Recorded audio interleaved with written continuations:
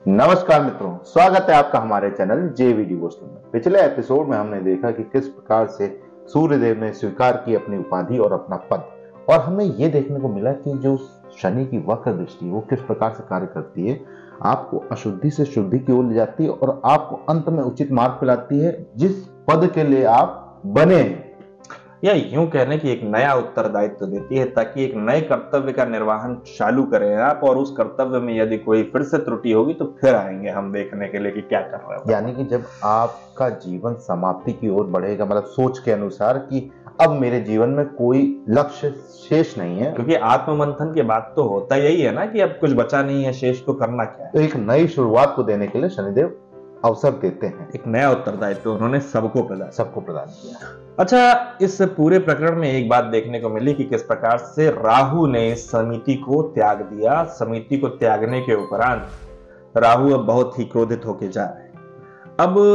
कहीं ना कहीं अगर राहु चले गए तो आपने देखा कि समिति भंग हो जाने पे 7 दिनों का पूरा प्रकरण आपके सामने आ गया है। यानी एक मनुष्य के जीवन में जो 7 दिन होते हैं एक हफ्ते के समान, उनके पूरे प्रकरण का एकदम अच्छा खासा चिट्ठा आपने अपने समक्ष देखा। लेकिन जो मनुष्य को प्रभावित करते हैं उन 7 दिनों में वो होते हैं 9 ग्रह।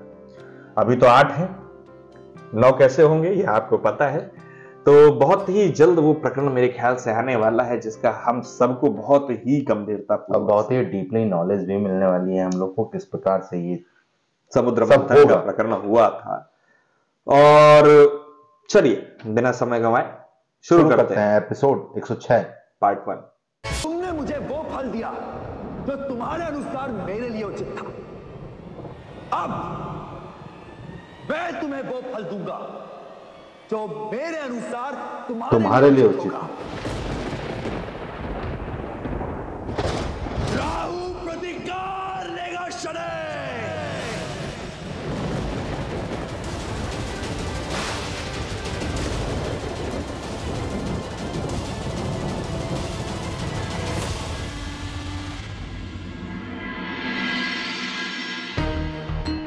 शनिदेव के पीछे जितने भी देव खड़े थे, शनिदेव सबको मार्गदर्शन कर चुके थे।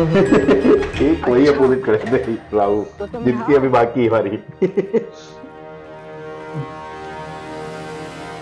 कब से तुम्हारी प्रतीक्षा कर रहा था। स्वागत के लिए कार्य ही ऐसा किया है ना तुमने। निष्पक्ष कर्मफलदाता, हर बार मेरे साथ ही पक्षपात क्यों? इसलिए ना क्योंकि हम दोनों एक ही माता की संतान नहीं है ना। मुझे कोई पद क्यों नहीं दिया गया? जब उत्तर ज्ञात हो तो प्रश्न पूछने में समय नष्ट नहीं करते यम। हे प्रभु, पुत्री को देवी पद दे दिया, सूर्य देव को दे दिया एक पद, अभी भी संतुष्टि नहीं भाई। ये शनि क्या है? यदि ये तुम्हें अपना भाई मानता तो मनु की रक्षा के लिए तुम्हारे प्राण संकट में नहीं डालता।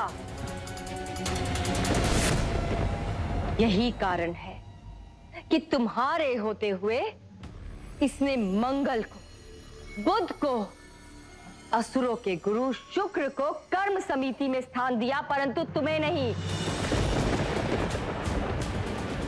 जिस चंद्र ने हमारे परिवार का, यमी का अपमान किया, उसे स्थान दिया कर्म समिति में, परंतु तुम्हें नहीं। बिना सोचे समझे। और वो आधा देव आधा असुर राहु, उसे महत्वपूर्ण स्थान दिया। किसी को नकारा तो बस मुझे, क्योंकि मैं इसका भाई नहीं। तो देवराज इंद्र को नहीं शामिल किया भाई, ये तो देखो अच्छी चीजें नहीं दिखती। एक माता कितनी प्रभावशाली होती है उसकी उदाहरण है आप देवी संज्ञा। धर्मराज तक के मन में आपने अधर्म जगा दिया, इसलिए एक माता को अपनी संतान को संस्कार देने चाहिए, अहंकार नहीं। सही बात है। यम और यमी को मैंने स्वयं से कभी भिन्न नहीं समझा, परंतु भाग्यशाली हो कि आपने मुझे जन्म नहीं दिया। उत्तम।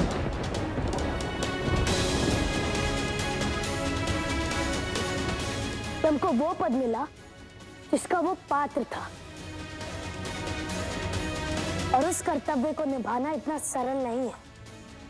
परंतु क्या आप समिति का सदस्य वास्तविकता में यम को बनाना चाहती हैं या स्वयं अपने विषय में सोच रही हैं आप?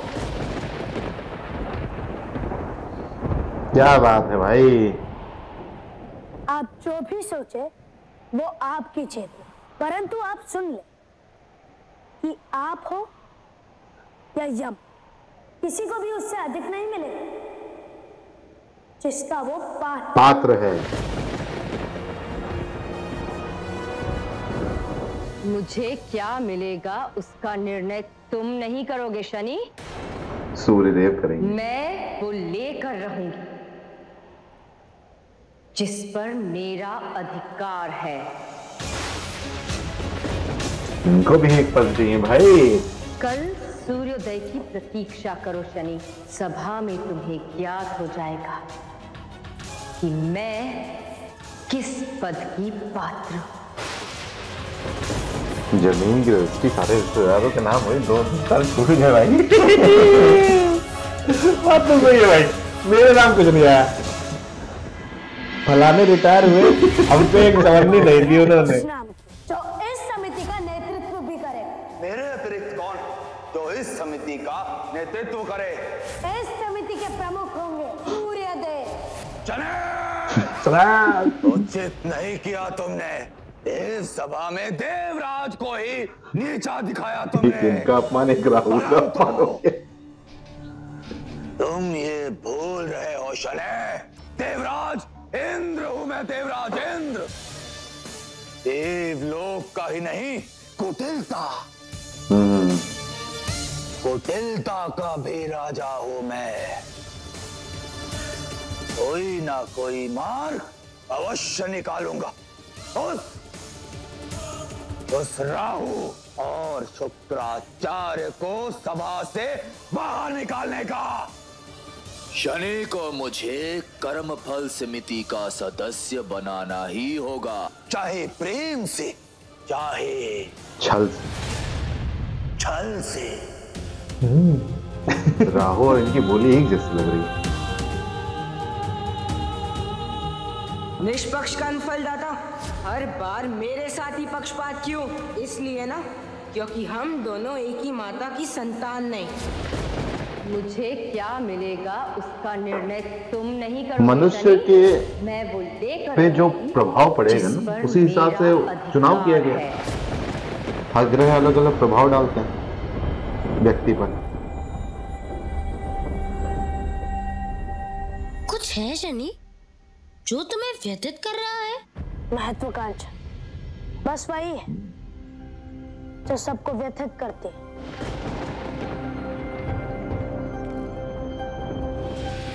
मैं समझ सकता हूँ शनि, और सच कहूँ तो मुझे तुम्हारे लिए बुरा भी लगता है। तात्पर्य क्या है तुम्हारा? यही कि तुम सदा सबका भला सोचते हो, सबको मार्ग पे लाने का प्रयास करते हो, परंतु अंततः सब तुम्हें ही अपने मार्ग का कांटा समझ लेते हैं। हर हानि का तुम्हें उत्तरदायी मानते हैं, तुम्हारा परिवार भी। क्या करूं काकुर? महादेव ने मुझे जिस मार्ग पर चलाया है वो मार्ग ही कांटों से भरा है, जिस पर चलना बहुत कठिन।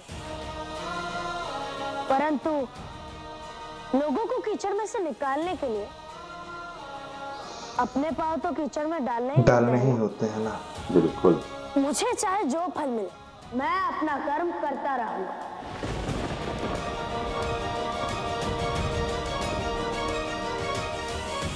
परंतु शनि, जब तुम ये सब जानते हो तो इतने चिंतित क्यों हो?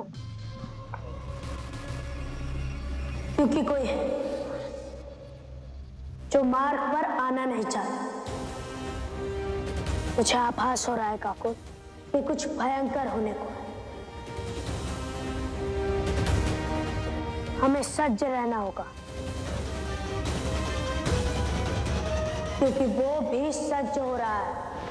राहु बहुत प्रसन्न हो क्योंकि तुम्हें प्रतीत होता है कि तुम्हारे गुरु शुक्राचार्य ने उस देव समिति में स्थान पाकर बहुत महान कार्य किया है। मूर्ख हो तुम सब। भले ही शुक्राचार्य उस देव समिति के सदस्य हैं, परंतु समिति देवों की है, जिसे बनाया शनि ने, जिसके मुखिया है सूर्य, और दोनों ही असुर नहीं, देव हैं। देव हैं। कितना भी प्रयास कर लो, घुटना सदैव पेट की ओर ही मुड़ता है। शनि कहीं ना कहीं देवों का ही पक्ष लेगा, है तो देव ही ना।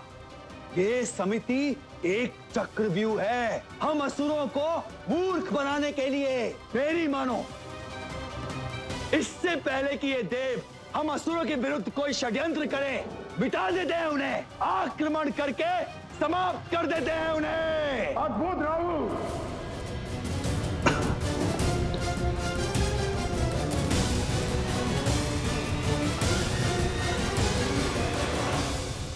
पहले केवल अपनी शक्ति से सबका मन विचलित करते थे, अब तो भाषण देने की कला भी सीख ली है तुमने। प्रिपेयर किया था, वो काम नहीं है तो दूसरा कर रहे हैं। पहले तक तुम स्वयं देव बनने के लिए, कुछ भी करने के लिए सच थे तुम राहु। आज उन्हीं देवों के नाश के लिए मेरे असुरों को उकसा रहे हो तुम राहु। यदि तुम्हें आज देव बना दिया जाता, क्या तुम यहाँ आते? कभी नहीं। असुरों को अपनी लाभ के लिए युद्ध की अग्नि में झोंक देना चाहते हो तुम, और तुम सब मूर्ख इसकी बातें सुन भी रहे हो।